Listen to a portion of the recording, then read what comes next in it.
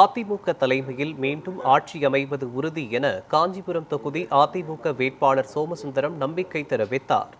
காஞ்சிபுரம் சட்டமன்ற தொகுதியில் அதிமுக சார்பில் போட்டியிடும் சோமசுந்தரம் முசரவாக்கம் உள்ளிட்ட கிராமங்களில் வீதி வீதியாக சென்று வாக்கு சேகரிப்பில் ஈடுபட்டார்.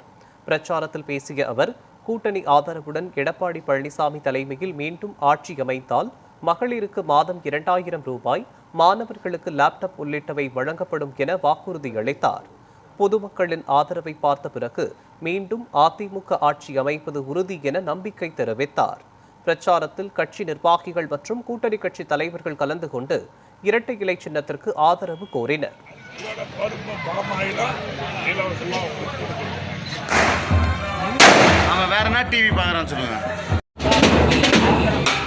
தமிழ்நாடு சட்டமன்ற பொதுத் தேர்தலில் தேசிய ஜனநாயக கூட்டணியினுடைய தலைமையேற்று நடத்தி கொண்டிருக்கக்கூடிய புரட்சி தமிழ் அண்ணன் எடப்பாடியார் அவருடைய நல்ல ஆசியுடனும் நமது பாட்டாளி மக்கள் கட்சியினுடைய தலைவர் முன்னாள் மத்திய அமைச்சர் எங்களது மரியாதைக்குரிய அருமை அண்ணன் அன்புமணி ராமதாஸ் அவருடைய நல்லாசியுடன் வேட்பாளராக இந்த காஞ்சிபுரம் சட்டமன்ற தொகுதியின் வேட்பாளராக களமாடி கொண்டிருக்கிறோம். எங்கு பார்த்தாலும் மக்களுடைய வரவேற்பு அமோகமாக இருக்கிறது. கண்டிப்பாக தேசிய ஜனநாயக கூட்டணி வெல்லும். தமிழகத்திலே புரட்சி தலைவி அம்மாவின் ஆட்சி எடப்பாடியார் தலைமையிலே அமைவது உறுதி.